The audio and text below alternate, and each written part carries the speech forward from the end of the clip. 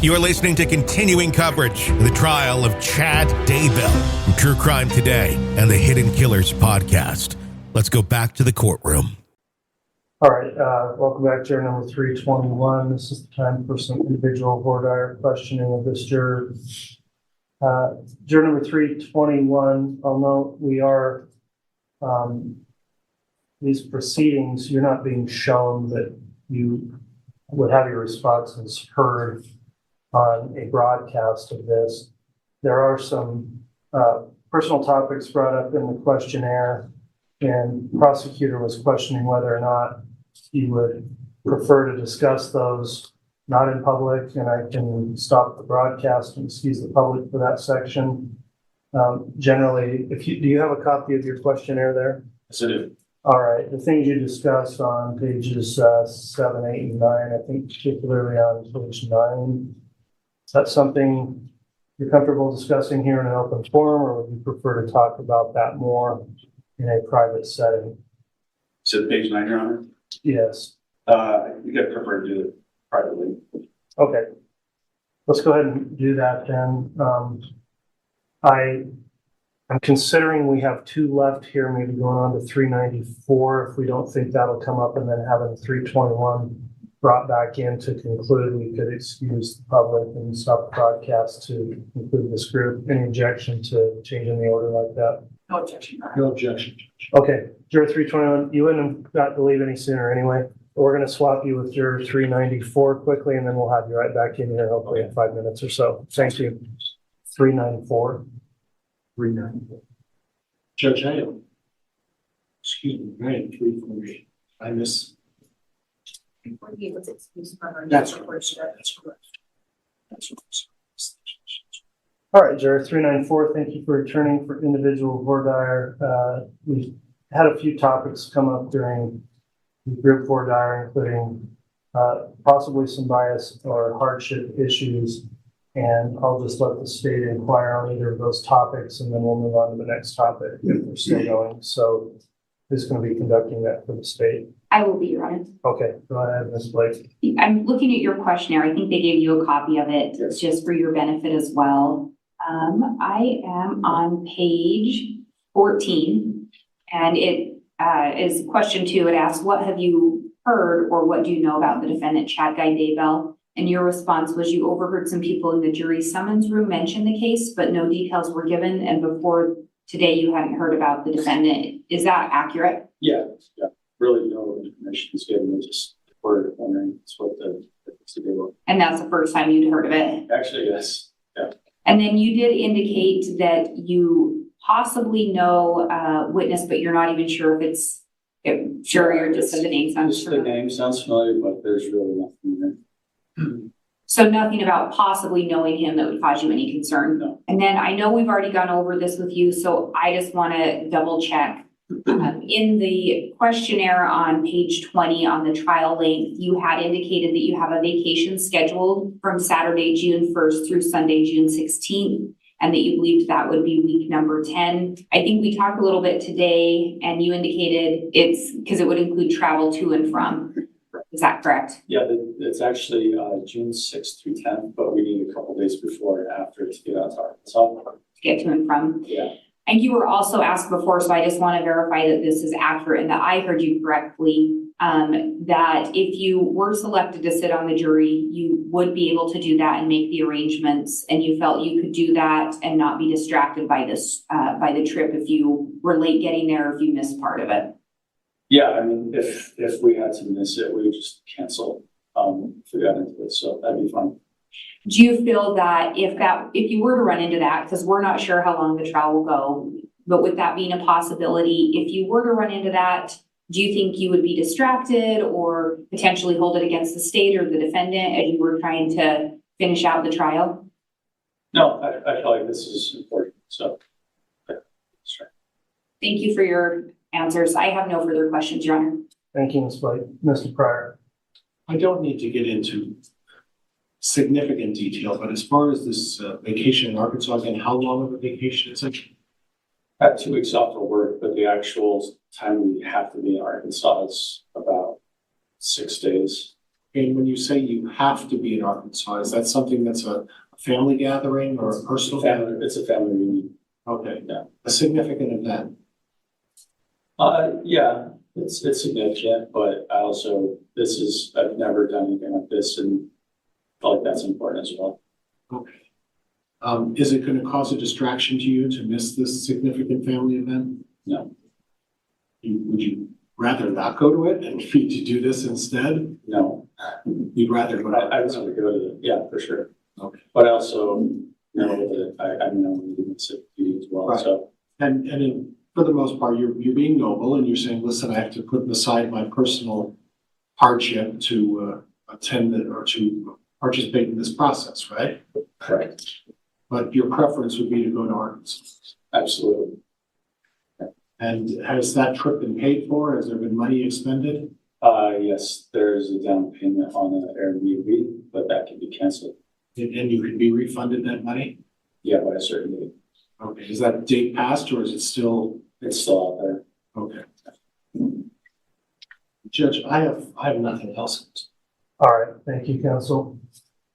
The next topic we'll address here with juror 394 relates to questions you answered as to your attitudes regarding the death penalty. Do you recall that section of the questionnaire? I do.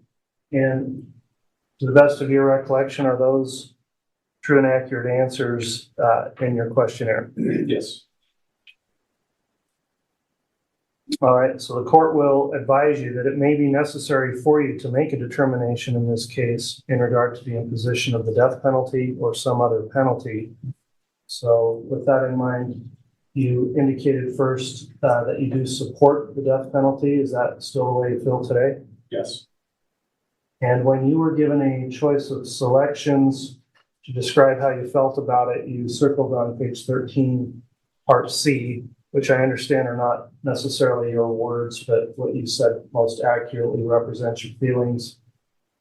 You said, quote, I generally favor the death penalty, but I would base a decision to impose it on the facts, law, and instructions in the case. Is that still an accurate representation of how you feel about that topic? Yes. Okay, one more question then. Would you always be in favor of the death penalty in every case where a murder has been committed? No. Okay, so you would agree. Well, let me Go ahead. try that. I mean, I would be in favor if it was the defendant was guilty of the crime. I was thinking in some case where there's some kind of defense to do. Okay, so if you were given instructions as to when and if you would consider it, you would follow those instructions regardless of your views. Okay, and again, to be clear then, you're not saying you would think it's appropriate in every case regardless of instructions, only in cases where you were instructed to consider it? Can you rephrase that? So you wouldn't presume that it should always be the penalty in any murder case. You would follow directions or instructions as to this particular case. Yes. All right, well, that will conclude the court's section of voir dire on that topic. Does the state have any questions about that? No questions on that topic, Your Honor. Thank you. Mr. Pryor, any questions for this juror? Sir, and again, everybody's answer is correct. Everybody's entitled to their view. We can appreciate that, right? Yes. So when initially I heard you say that if there was a murder involved and there isn't a self-defense issue, or there isn't an insanity or something like that, you would be inclined to vote for the death penalty. Would that be fair? Yes. So aside from any kind of a defense, a legal defense, if it was a murder and a murder was committed, and you were given two choices, murder has been proven, and this is not to imply Mr. Daybell's guilt or innocence today. I have to ask these questions. You can appreciate that, right? Yeah, for sure. Okay, thank you. What I'm trying to suggest is that if there was a murder and there had been a conviction, and the jury had decided that there was a murder and there was a conviction and there was no defense issue of any kind, and the court gave you an instruction of life or the death penalty, you would be inclined to say, I'm going to vote for the death penalty. Would that be fair? Yes. So before you go into the jury box and decide what the fate would be, would it be fair that your initial position and your start position is, listen, putting everything aside with a murder conviction, and I'm required to go back in a separate hearing and consider this, my starting spot is the death penalty unless you tell me otherwise. Provide me some other reason why I should not impose the death penalty. Would that be fair, sir? My opinion is that the just penalty for murder. Okay. So based on that, that would be my starting position. Okay, so you would start with the position that I'm going to impose the death penalty, and that's it. And I saw that in your questionnaire. And again, everybody has the right to a position. There's no wrong answers here. But your starting position is the death penalty is a just penalty.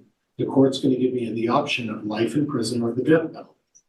But because I personally believe that the death penalty is a just punishment for someone who commits murder, my starting position is the death penalty, and then I will then consider whether or not I'm going to impose life in prison. That what I said fair? After rethinking it as you're giving your explanation there, I guess I'm not set on death penalty. If the court is suggesting either, Right. I'm not going to necessarily push for death penalty. I'm very open to it. But if there's compelling reasons not, then life in prison is an option as well. Okay, but I guess I got the impression, and I don't want to drag this issue on. I got the impression that initially you said, listen, my starting position is going to be the death penalty. But if there are other explanations or there's other evidence that I hear, I would consider changing my position on the death penalty if I were to hear evidence to give me a reason to do that. Would that be fair? That's correct. And sir, thank you very much. And please forgive me. I'm trying to just clarify everybody's position. You could appreciate this complicated issue. Yes. And Judge, I'm going to move pause on this issue. All right, response from the state. Your Honor, I'm going to ask some questions to rehabilitate. Go ahead. Thank you, Your Honor. You recall when we were in the group setting and we talked about a recipe and following the court instructions that will be given to the jury. Do you feel that once you're given court instructions that you would be able to follow those and that you would in fact follow them? Yes.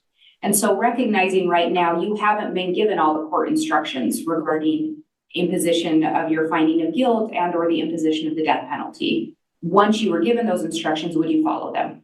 Yes. And so when we talk about your willingness to impose the death penalty if you felt that was appropriate, Yes. would you base that on all of the evidence that's presented in the trial in this matter in both in both the guilt and penalty phase?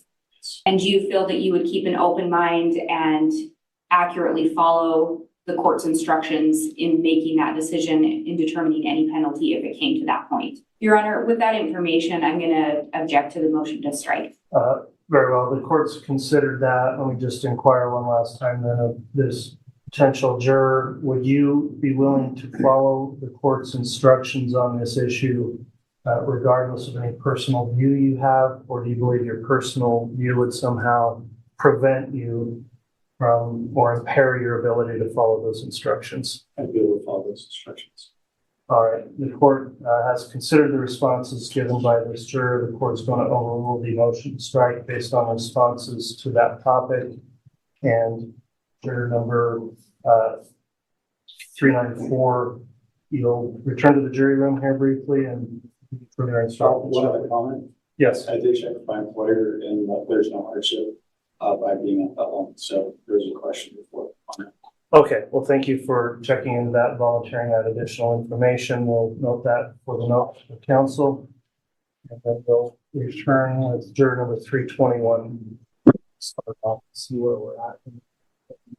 All right, counsel, with this juror, if there's any other topics we could hit first before we close the broadcast and excuse public take those up? Judge, I want to delve a little bit more into the hardship. Okay, does the state have any questioning on hardship or bias? Just a couple of questions, but yes, we do. Okay, juror 321, thank you for returning. Again, we'll have counsel go into questions relating to potential hardship or bias. After that, we'll talk about the other matters off the record here, the privacy of this juror, Mr. Wixom. Your Honor. Sir. Sir, as I recall, during the group selection process, it came out that you would experience some unpaid time if you're selected to be on the jury. Is that correct? That's correct, yes. And you, at that point, or at least as of this morning, have not been able to determine how much unpaid time. Is that right? That's correct. I've since messaged my HR. And I think you said that you were the sole provider for your family. Yes, like my wife and I are currently separated, so she's working, but I'm head of my own household, but still contribute with everything that's going on there. So two households, two incomes. Is that how that works? Correct, yes. Okay. So then as you sit there today, just on that factor alone, do you feel like with the information that you have as you sit there, that serving on this jury for 10 weeks would in fact be a hardship for you? It would definitely be somewhat of a hardship. I can let my wife figure out more information from HR to determine how much of a hardship that could be. So are you leaving it open that if perhaps HR will confirm how much they may pay, and if it was enough that you could still potentially serve without it being a hardship? Is that what you're saying? Yes, that's true. And I guess to clarify, as I've mentioned to other jurors, juror 321, we need to make a decision essentially now on this issue. We don't necessarily have the luxury of finding out, and I understand it would be a difficult task. But if the answer comes back that it's more of a financial hardship than less based on your HR policy, if that were to occur, how would that impact your ability to pay attention and be engaged in this trial and not be concerned about that the whole time? If I'm a part of this trial, it's not going to affect it at all. 100%. Okay, well, thank you so much for that response. Apologies for the interruptions, Mr. Woodson. If you have further questions, go on. Thank you, Your Honor. And then I did just one more thing that had been with you this morning. In your questionnaire, the one thing you did note about hardship was you have several midweek trips planned to go to Oregon to watch your son play ball, right? Do you feel like with the question that occurred in the explanation, are you satisfied now that that won't be a hardship, or are you still concerned that potentially missing his games or some of them will be a hardship? Like I was explaining before, there's always going to be other times to do it. So I wouldn't consider it hard. I guess it's kind of relevant to like my situation. It'd be a hardship because I'd love to see my son play, but in terms of being a real hardship on like my life, no, I can't call it a hardship. Okay. Thank you for that. No, I don't have any more questions on these topics right now. All right, Mr. Pryor. And sir, I'm going to start with the baseball. How many children do you have? I have 3. How long have you been watching your son play baseball? Since I coached him when he was 6 or 7. And at this point, I'm somewhat familiar with college sports. And it's a unique opportunity for a young man to play baseball at the college level, isn't it? It is. It's not that every member of a high school baseball team gets to play at a college level. It's a unique opportunity. Yes. We don't know whether your son's going to play next year for sure. We think he is, right? Yes. And this is an opportunity. And when I talk about hardship with you, I don't want to talk about just that your life's going to end, or it's going to be a terrible struggle, and that you're not going to be able to overcome this. That's not necessarily the entire definition of hardship in my mind. It's also emotional. It's also understanding that you've raised a child from a very young age and you are his coach. And that this is a very unique opportunity And some of these folks are talking about family reunions and their mother's birthdays and events where people have to spend time and important events in people's lives. And I can see obviously this is having an impact on you because you truly want to watch your son play baseball. Is that fair? That's fair. And you want to be there and in terms of, it may not be the end of your life.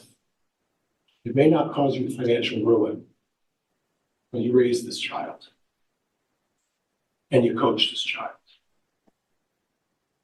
And you probably taught this child how to hit a baseball. Is that fair? Yes. I don't know what position he plays. I don't know all the facts, but this is an important event. Do you agree with me? To watch your son and go out there and watch him play? Yes, it's important. And it's something that you really want to do.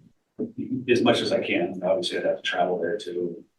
But you've already committed that you're going to. This isn't just a necessary, well, if I can, I'll get over there. This is a situation where when you came in to sign up for jury duty, you said, and you're nodding your head, I have committed myself, I really want to see my son play baseball. And this is going to be an emotional hardship on me if I'm not permitted to watch my son play baseball. It may not ruin me financially. It may not cause me, to lose my life or some other tremendous situation. But if this is a significant event in my life, my son's life, would you agree with that? Yes. No, in the interest of time, I would just object that this topic has been covered quite extensively at this point. We've got consistent answers from the chair already. Well, Judge, I have a right to revisit this and talk about there's hardship here. This gentleman, I think I should be allowed to elaborate. This is a hardship. Well, I understand that, and I know the juror understands the situation and has thought about it. So, Mr. Pryor, let's just get to the point of whether or not this is going to rise to the level of a hardship where he would be unable to serve. And the point is you would be able to serve, but in your mind, this is going to be an emotional hardship to have to serve, right? Can you break down that question for me, please? This is going to be an emotional hardship for you to serve. I'm not sure how to answer that because I deal with stuff all the time and I get through it. So to me, hardship sounds, I understand what you're saying. I'm allowed to answer like this. I don't understand. I know what a hardship is. Yes, it's going to affect me emotionally because I want to be there, but it's not like a hardship. Okay. Thank you for your honesty, sir. All right. At this point, then, there are some additional topics the court's going to address. The jurors requested privacy, which the court will grant. So we're going to stop the live stream of the proceedings, and I'm going to have the public excused from the courtroom. Further inquiry on voir dire with this particular juror. So if everybody would allow for that for a moment, we'll go ahead and take just a quick break to clear the courtroom and stop the proceeding, and then we'll continue right on with this juror. All right, we are back on the record on this case. Just so I match up and make sure I'm clear with the jurors who are still here, please raise your red cards. All right, thank you. All right, we've concluded voir dire of this particular group of jurors. These are jurors that would, in the court's mind, be passing on to peremptory strike section of the trial. Let me inquire now, having confirmed who's returned here and on to the voir dire. Does the state pass this group for cause? Yes, Your Honor. Does the defense pass this group for cause? Yes, Your Honor. All right, thank you. Ladies and gentlemen of the jury here, then, you have been passed for cause. We'll continue to question additional small groups until we reach the necessary number of jurors we need to exercise peremptory challenges. You'll be instructed to contact the jury commissioner, Randy Rutland, and he will give you further instructions on when you are going to be required to return. While you're waiting for that, and in that interim, if anything comes up you need to report to the court, you can do that. And in addition, please take every precaution to follow the admonition given before to not now go and research the case, look into the case, try to find out about the case. Don't talk about the facts or details of this case with anyone other than, of course, you can talk to friends, family, employers, etc., about the possibility of your service in this case as jurors and make those arrangements. But otherwise, the court will be requiring you to submit an affirmation under oath when you return that you have not gone and done any kind of additional investigation into the case, which could bias or taint you and cause us to lose the work we've done today. So we very much appreciate your service up to this point. You'll receive further instructions on when you will return for that next stage of the proceedings. And with that in mind, that will conclude our voir dire of this particular group. Before they're excused to report back at another time, anything further from the state? No, Your Honor, thank you. From the defense? No, Your Honor. Thank you. Okay, thank you. All please rise for the jury. If you come back this way, you want. All right, a little later than in, but we're going to take a lunch break at this time. We'll go off the record. We've got another group lined up. I'd like to very quickly meet with council just to discuss scheduling on our proposals to get restarted. And we'll just do that here in the back hall briefly. Okay, we're broadcasting at this time as well. We're already on the record. Ms. Blake, if the state has a motion, you can argue that at this time. Thank you, Your Honor. The state had previously asked to be heard regarding 2 objections that came up during the last panel. The state wanted to be heard prior to bringing in the next group, anticipating that we may hear the same things. The 2 issues are that Mr. Pryor, counsel for defense, mentioned multiple times the 4 prosecutors. I do think that that is objectionable. I think it's outside the scope of the purpose of voir dire. I think it's also pandering to the jury essentially and serves no purpose as far as the voir dire process itself goes. So we would ask that he be prohibited from repeatedly referring to the 4 prosecutors and then himself as a lone defense counsel. In addition, the other objection dealt with, I think it only happened one time that I can think of, but Mr. Pryor made the comment that he believed his client was not guilty. Again, I think that's inappropriate to comment on that, to comment on what his personal beliefs are with regard to that, and also would be outside of the scope of voir dire and serve no purpose for the voir dire proceedings. Okay, thank you, Ms. Blake. 2 different motions there.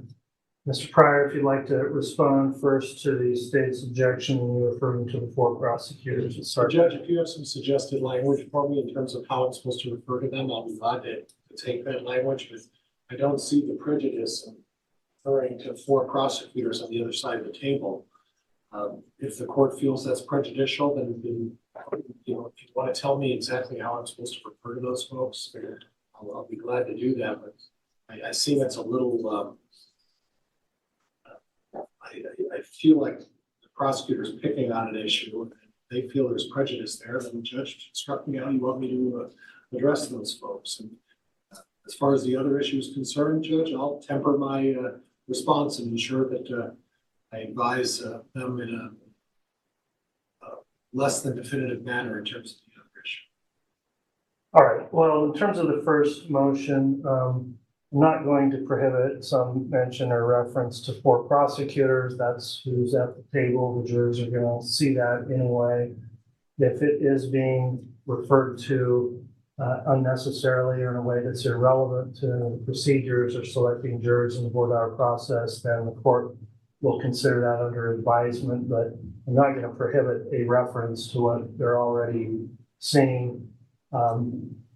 It was said, it was repeatedly made, perhaps in a way to try to garner sympathy. It looks like it's rising to that level. I'll reconsider it. You may either re-raise the objection, Ms. Blake, or I may speak up and advise counsel that we would consider that to refrain from that reference. But in general terms, it's not going to be prohibited.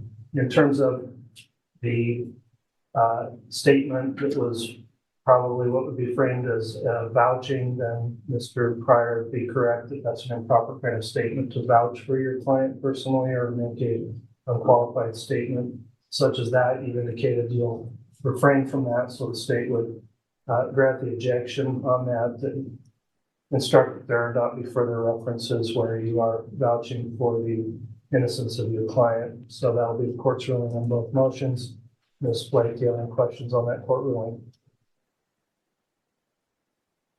No, Your Honor, thank you. Thank you. Any questions from the defense? No, judges, it's permissible for me not to rise, or if the court preferred that I rise.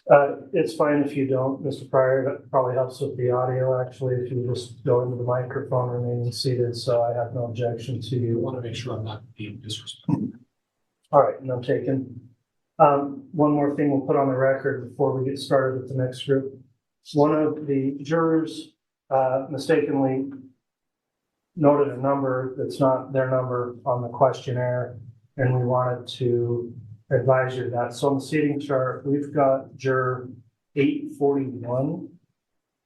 And actually let's see, so 465 is the questionnaire, that's the number on the questionnaire, is that correct?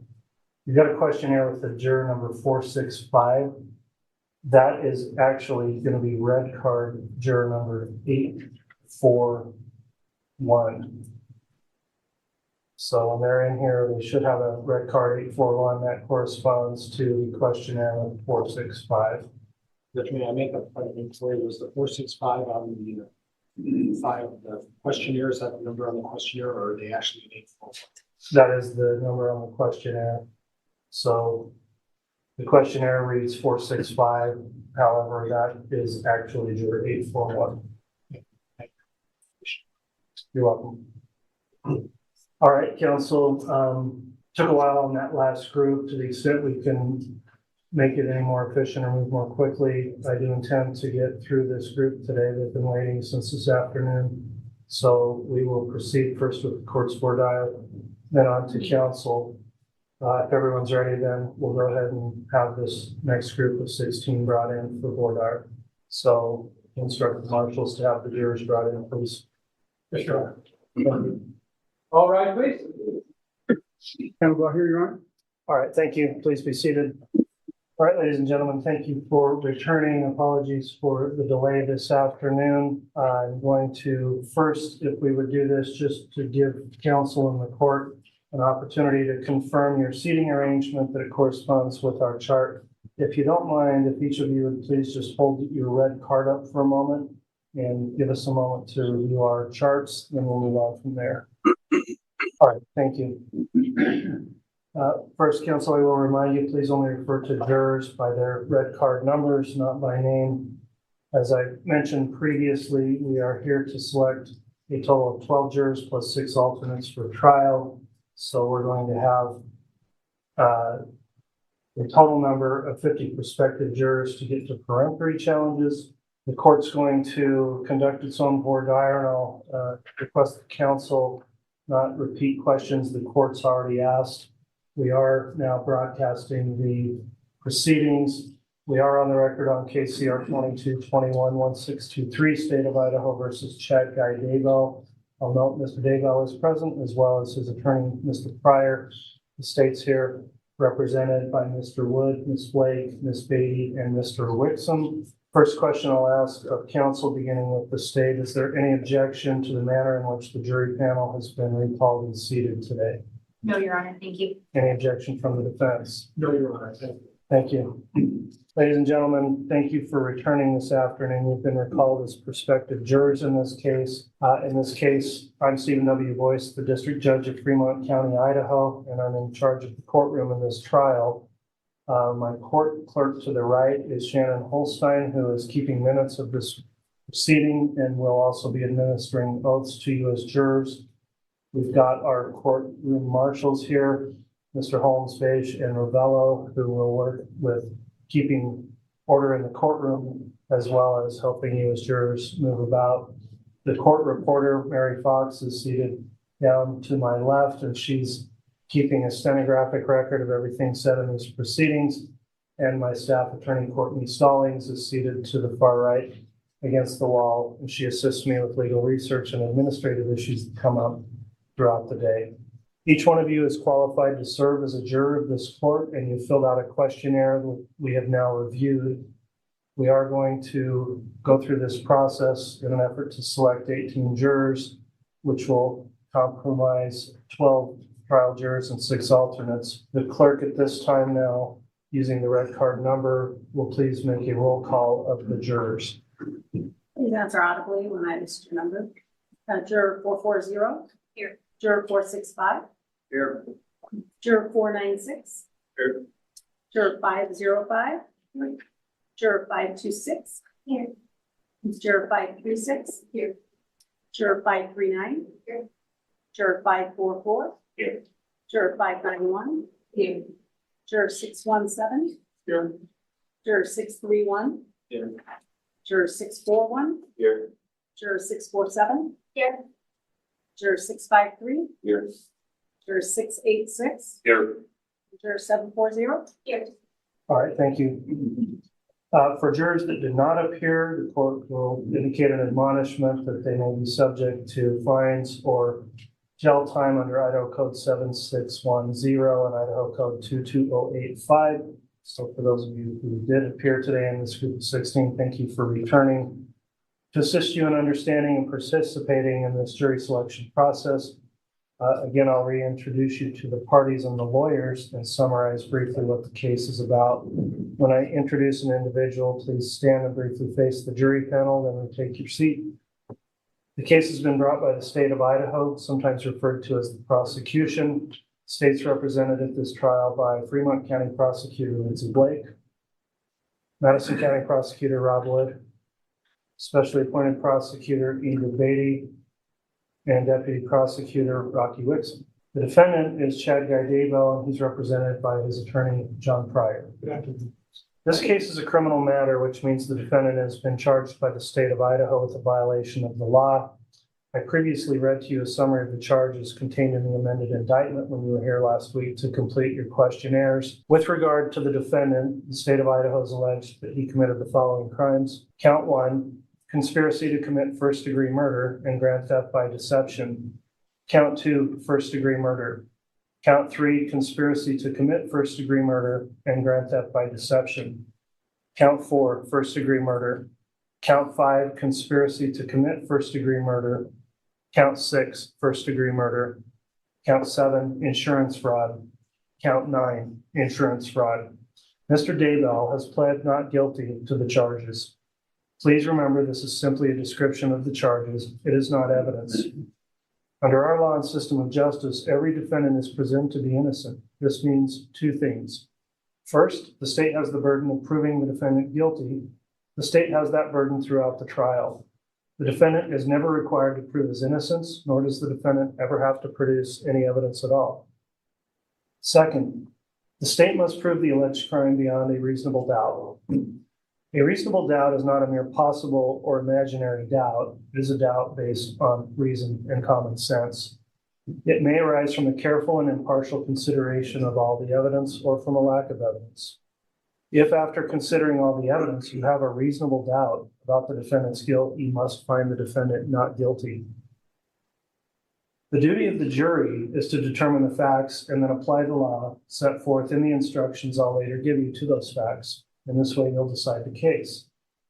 In applying the court's instructions to the controlling law, you must follow those instructions regardless of your opinion of what the law is, what the law should be, or what any lawyer may state the law to be. During the course of this trial, including the jury selection process, you are instructed that you are not to discuss this case among yourselves or with anyone else, including by use of email, text messaging, social media, or any other form of communication, electronic or otherwise. Do not conduct any personal investigation or look up any information from any source, including the internet. Don't form an opinion as to the merits of the case until after the case has been submitted to you for your determination. At this time, then, I am going to request that our clerk administer an oath to the entire jury panel. Ladies and gentlemen, if you please stand and raise your right hands, I'll have the clerk administer this oath. You solemnly swear or affirm that you will truthfully answer such questions as may be asked of you by court or counsel, touching upon your qualifications to sit as a trial juror in the cause now on trial. So help you God. All right, thank you. Please be seated. Our record will reflect that all jurors were placed under oath. The clerk has now impaneled 16 prospective jurors for questioning in small group today. Will the state stipulate the jurors have been properly called and impaneled? Yes, Your Honor. Will the defense stipulate? Yes, Your Honor. Thank you. These jurors were sent home last week after completing the questionnaire and then provided an affirmation that they have not gone and researched or looked into the case between now and then, nor discussed it with anyone. Let me inquire next of our bailiffs. Do we know if a juror affirmation has been completed by this group? Yes, Your Honor, and confirmed. Okay. Thank you for following the court's admonishment of not looking into the case during that intervening time period. In this part of the jury selection, then you're going to be asked questions touching on your qualifications to serve as jurors in this particular case. This part of the case is known as the voir dire examination. Voir dire is an ancient Anglo-Norman term dating back hundreds of years to origins of the common law, and in French it simply means to speak the truth. Voir dire examination is for the purpose of determining if your decision in this case would in any way be influenced by opinions which you now hold, or by some personal experience or special knowledge which you may have concerning the subject matter to be tried. The object is to obtain 12 persons who will impartially try the issues of this case upon the evidence presented in this courtroom without being influenced by any other factors. Please understand the questioning is not for the purpose of prying into your personal affairs, but only for the purpose of obtaining an impartial jury. Whenever you need to answer a question, please raise your red card number. When you're called upon to speak, identify yourself with that number. And since we're making a stenographic recording of the proceedings, please make audible verbal responses and try to avoid speaking at the same time as anyone else talking to you. That way, our court reporter is able to keep a clear record. If any answer to a question would be embarrassing or uncomfortable for you to answer publicly, and I will note this proceeding is being live streamed, then please let me know, and we're able to discuss those issues with you in a more private setting outside of the public purview. Similarly, if your answer to any question may prejudice other prospective jurors, please let me know, and we'll also discuss that issue outside of the presence of your fellow jurors. Additionally, many of you may have knowledge of this case from pretrial media coverage and publicity. Please do not discuss any specific facts or details of this case in front of the other jurors in this pool. We can discuss those matters with you individually as needed. I'll now read to you a special instruction in this case, which is as follows. The defendant, Chad Daybell, has been charged in the amended indictment with certain counts of entering into a conspiracy with Lori Vallow Daybell and or Alex Cox. The crime of conspiracy involves an agreement by two or more persons to commit a crime. You must only consider the evidence against the defendant in this case and should not speculate as to any other case or legal proceedings involving the alleged co-conspirators. You must remember that the defendant has the presumption of innocence, and you must consider his guilt or innocence based solely on the evidence provided in this case. That concludes the court's special instruction. At this time, I would instruct the attorneys for both parties to avoid repeating any questions already asked. The attorneys do have the right, however, to direct follow-up questions to a juror regarding responses they've made to previous questions. The jury should be aware that during and following the voir dire examination, one or more of you may be challenged. Each side has challenges called for cause, which means they can ask a juror to be excused for some specific reason. In addition, each side has a certain number of what are called peremptory challenges, meaning they can ask a juror to be excused without giving a reason for that dismissal. If you are excused by either side, please do not feel offended or feel that your honesty or integrity has been questioned, because it has not. At this time, then, the court will begin with its portion of the voir dire process, after which the attorneys for both parties will be given an opportunity to make their own inquiries. When other jurors are being asked certain questions, please pay attention, because you may later be called upon to answer those same questions. The first question I'll ask then relates to your jury questionnaires, which you filled out. Let me just ask the group here, are the answers given by each of you on the jury information form still true and accurate? If you would say yes, please raise your red card. Okay, everyone responded affirmatively.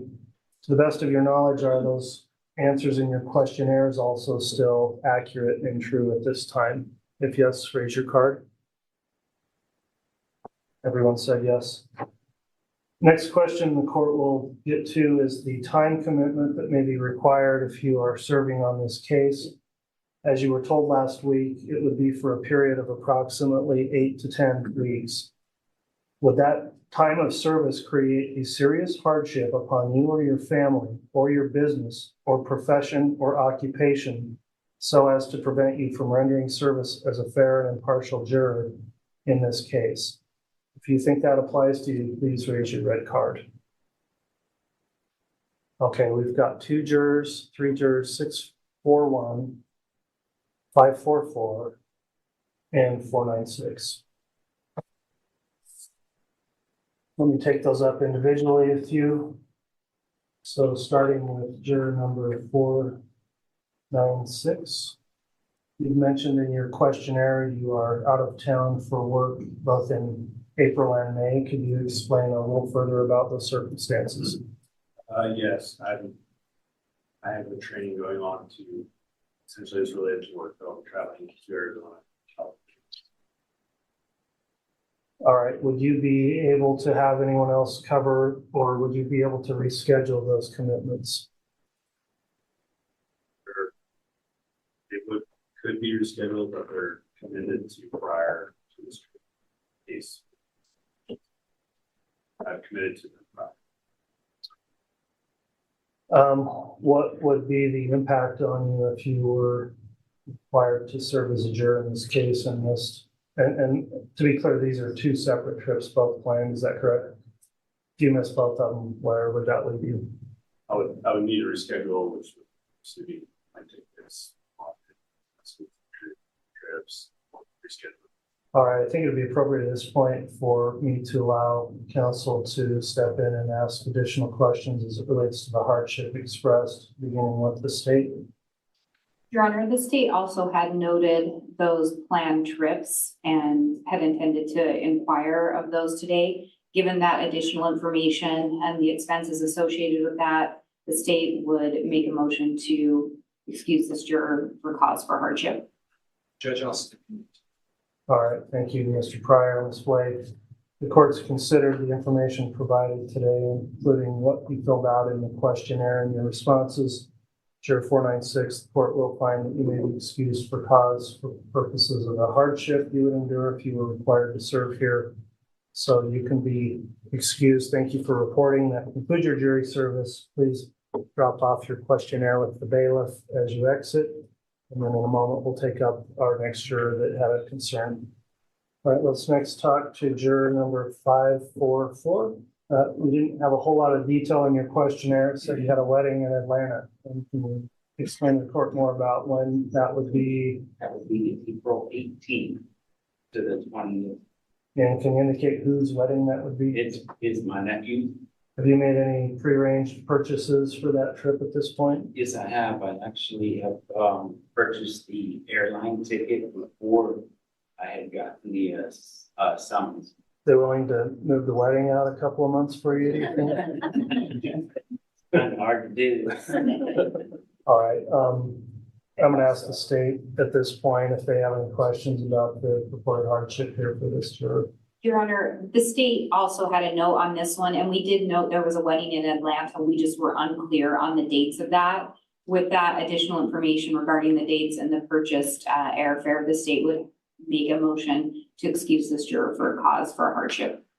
All right, response from the defense. Judge O.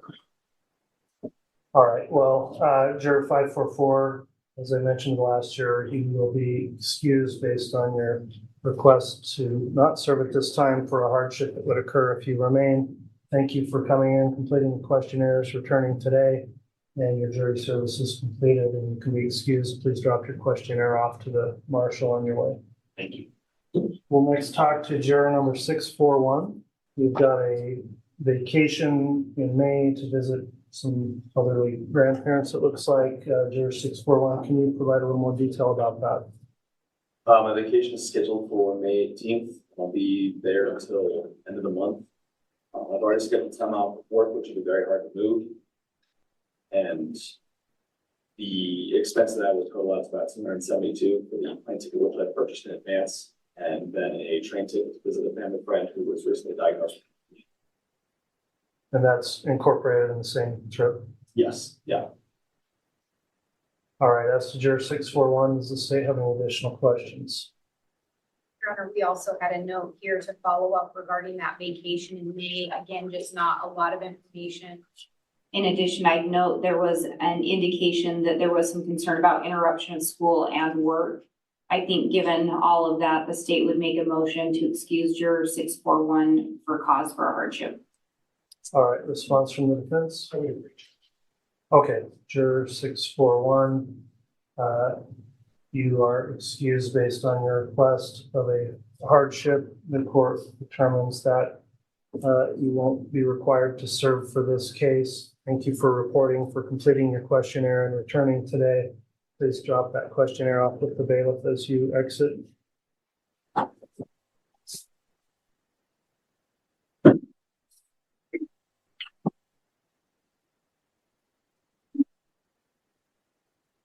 For those jurors remaining, did anyone else have a concern about the length this trial may take? All right, and understandably, it's a difficult circumstance for all of us, anyone, and we do have one more now, 539. All right, your number 539, fill in a moment.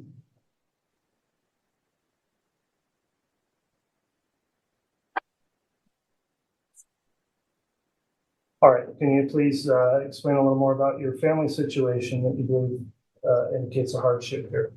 I have 2 vacations planned that are each 1 week long.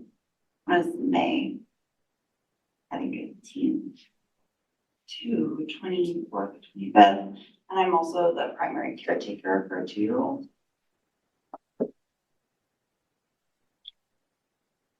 The May, well, both, and when is the second vacation plan? June 1st through 7th. All right, are either or both of those already pre-purchased or just planned? The first one is already purchased.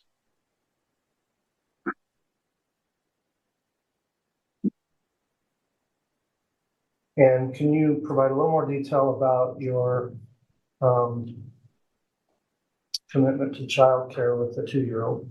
Yeah, I'm a stay-at-home mom, so I take care of him all day long. So I'd have to find alternate childcare for him during the hours that take place.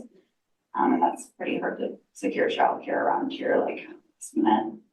There are lots of waiting lists. In this case, there's a potential of being sequestered for some time, meaning you would be away from the 2-year-old for perhaps a week or even longer. What would occur if you were required to be sequestered? That'd be really hard for him, and I'm not sure what I would do with that. My husband works that. So he has weird hours. And do you believe that would become a significant distraction for you if you were concerned about that while being sequestered?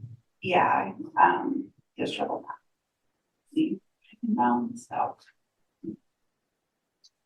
All right, let me ask the state if there's any follow-up on these requests for excuse for hardship.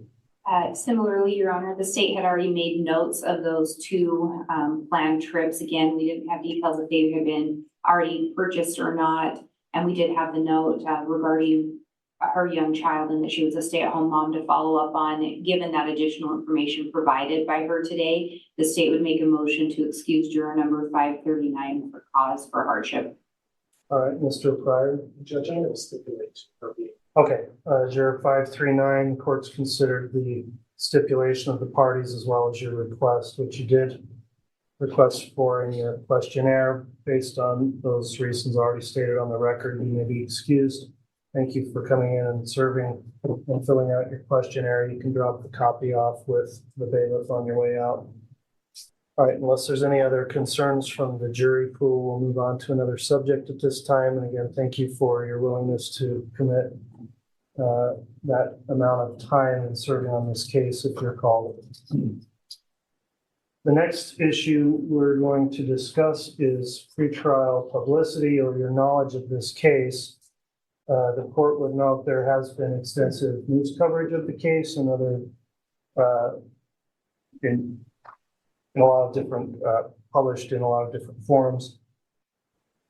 The instruction I read previously and what I want is to not go into any discussion of any facts or details you know about the case at this stage, because we'll talk to you individually about that so other jurors don't hear what you already know.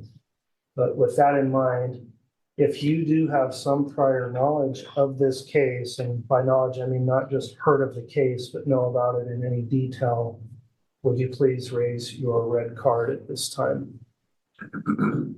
Next question. Yes.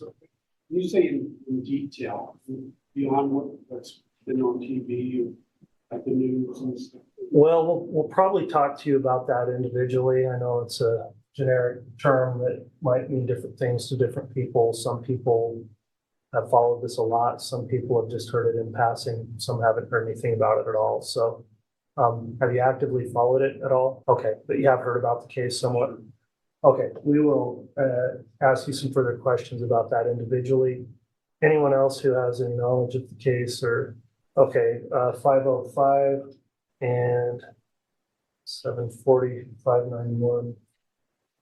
Okay, for you that listed or raised your card up there on that, we are going to ask you some specific questions individually. The next topic I'll move on to relates to the subject matter of this case.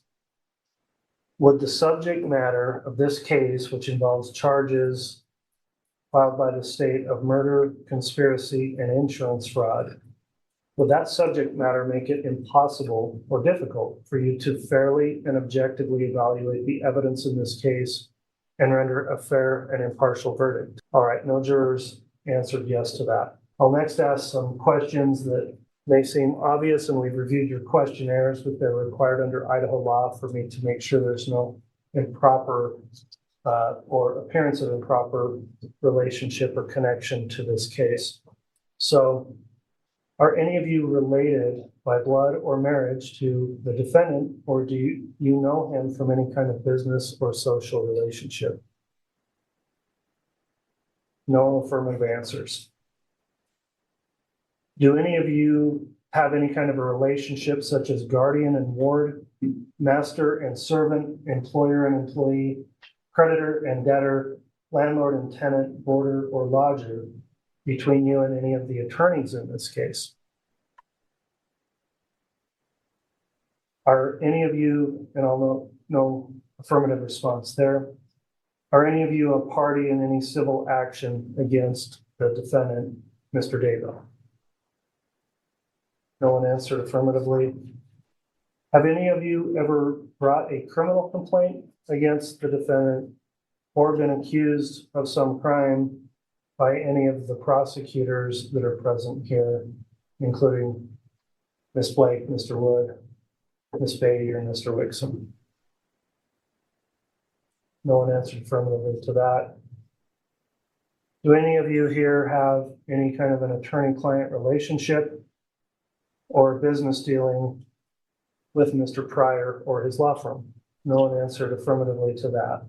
Are any of you related by blood or marriage to any of the lawyers, or do any of you know any of the lawyers from any professional, business, or social relationship?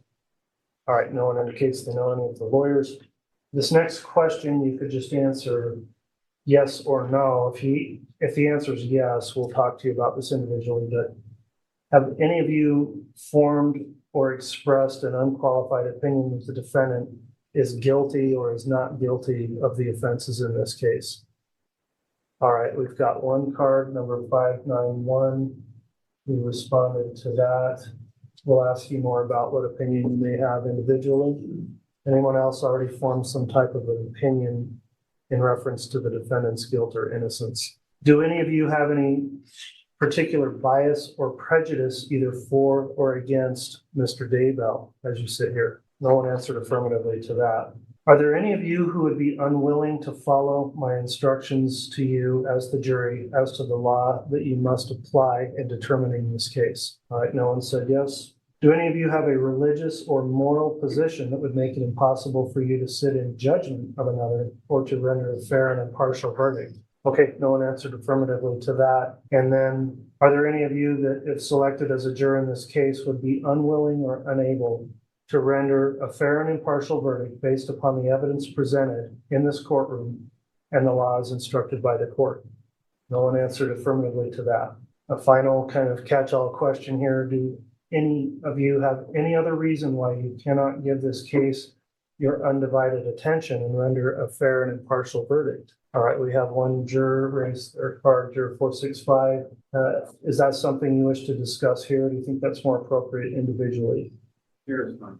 Okay, what would be a reason you believe you couldn't give the case your undivided attention? I work nights and usually wake up around 12. Yeah.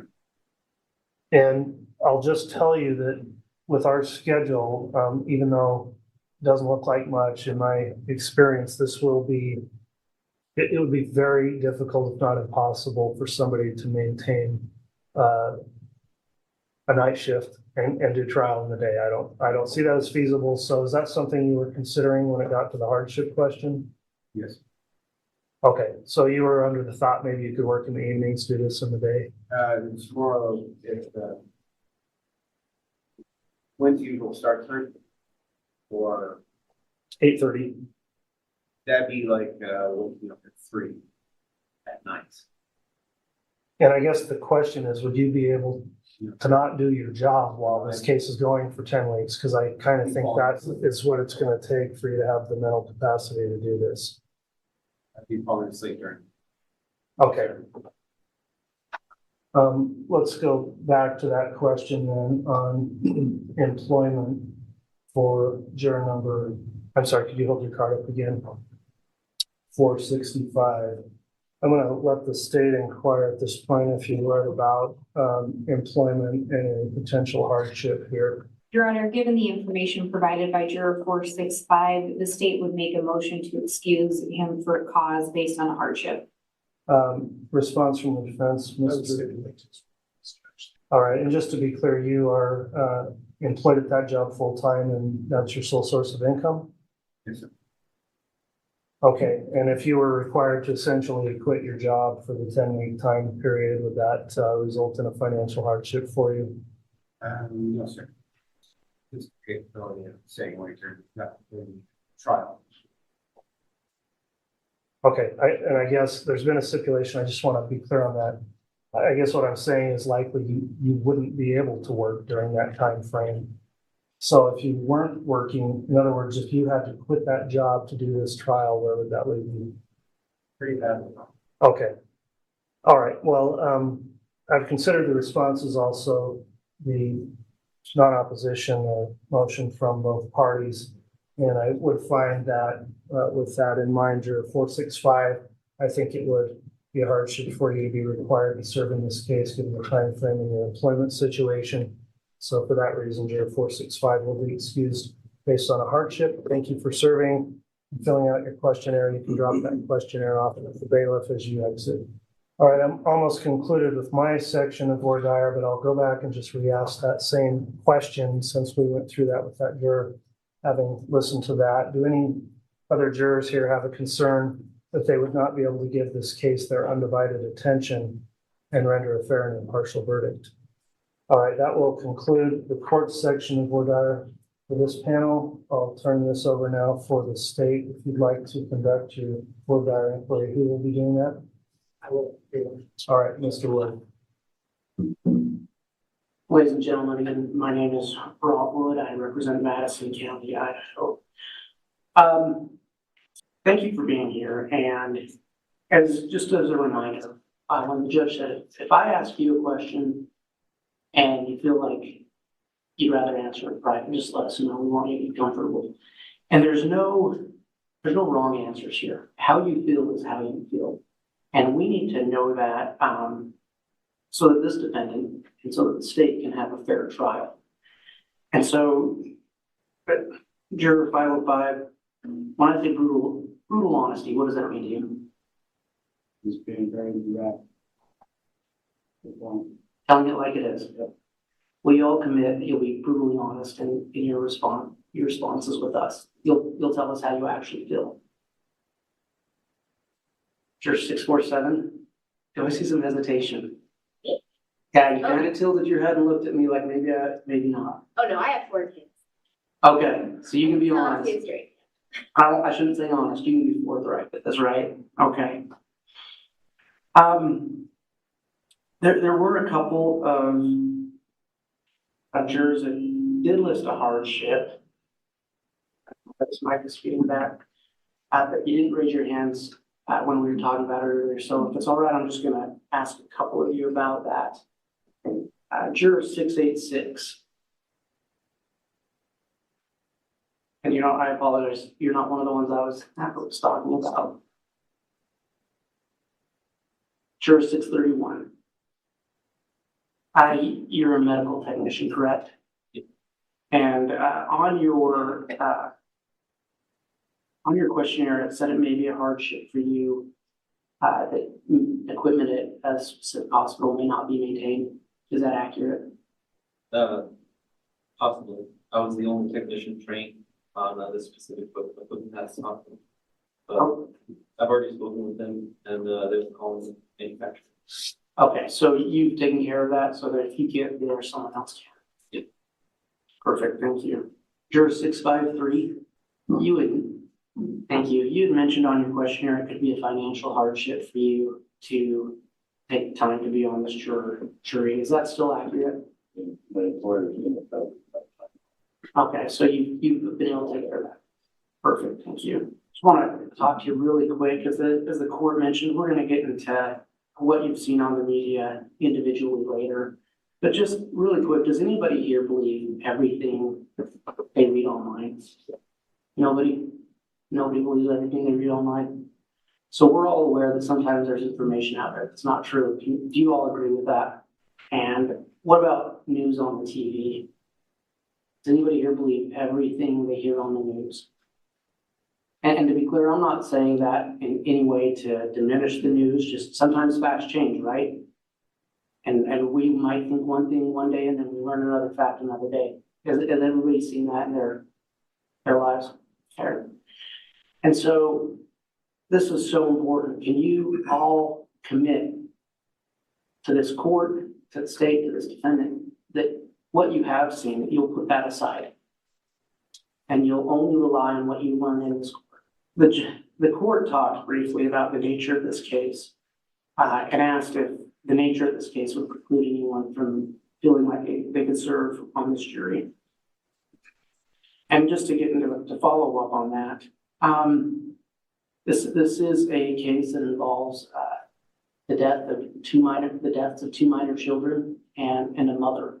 And there's going to be some evidence, some autopsy photos that is absolutely difficult to look at. Is there anybody here who feels like looking at that type of material will render them unable to render an impartial verdict, that it would sway them one way or another? 591, thank you for being honest. Tell me how you feel about that.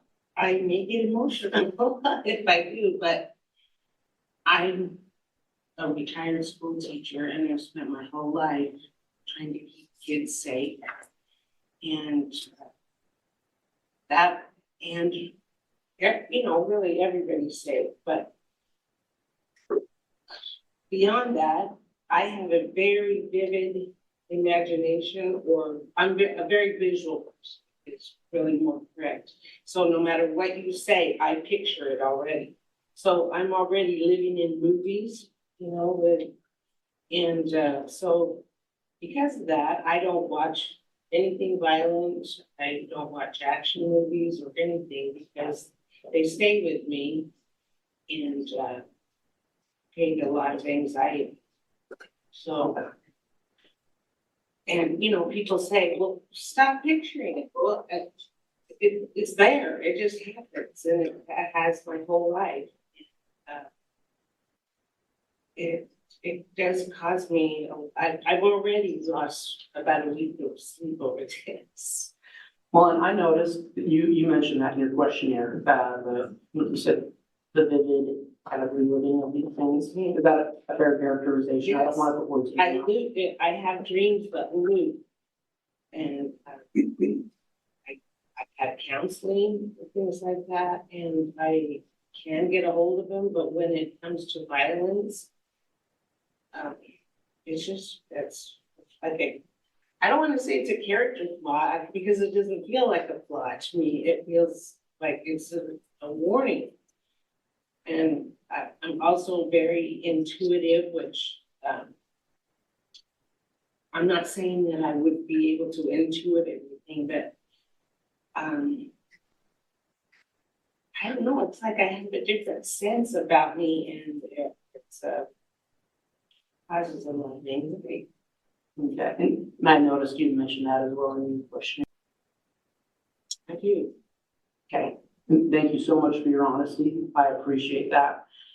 Judge, at this time, I would ask that juror 591 be excused for cause. Response from the defense. Judge, can I just inquire? Yes, you may. Ma'am, I'm John Pryor. I'm representing Mr. Daybell today, and I want to make it clear I am required to ask you questions, and I don't want you to believe that any of these questions suggest that Mr. Daybell is guilty or anything like that, but if they're just questions we have to ask, would that be okay with you? There are going to be very graphic pictures here, and they're going to be disturbing to everybody, and they're going to be very, very emotional. And one of the concerns we have is that when you look at those pictures, will you immediately assign those pictures to Mr. Daybell and assume that he's guilty because of the nature and the graphic nature of those pictures? Or will you be able to look at those pictures and say, it's evidence?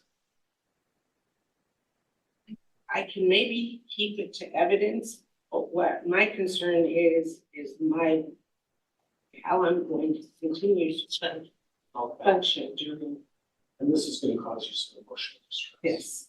With your association with children, having someone who's worked very hard to protect children your entire life, I would imagine. Mm-hmm. If you see those, it would be very difficult, even if the court instructed you that, you were supposed to look at these and not judge them or be inflamed or overwhelmed by those. You're supposed to look at them for what they are and continue to look at all the evidence. That's going to be a difficult task for you. Do you say that's the case? Yes. Judge, I'll stipulate. All right. Juror 591, just, I guess, a final bit of inquiry from me. I guess what I'm hearing is you think you may get upset to the point where you're not able to pull things back together and think clearly after that? Okay. And I wish it wasn't true, but I mean, it is, so. sure. Different people react different ways. That's why we go through this process. Thank you for your candor to the court in these questionings. I do agree that for this juror with this particular trial, she should be excused based on that nature of the evidence that will be presented here. And so for juror 591, the court is going to grant the motion to strike for cause. And we appreciate your taking the time to fill out your questionnaire and return today.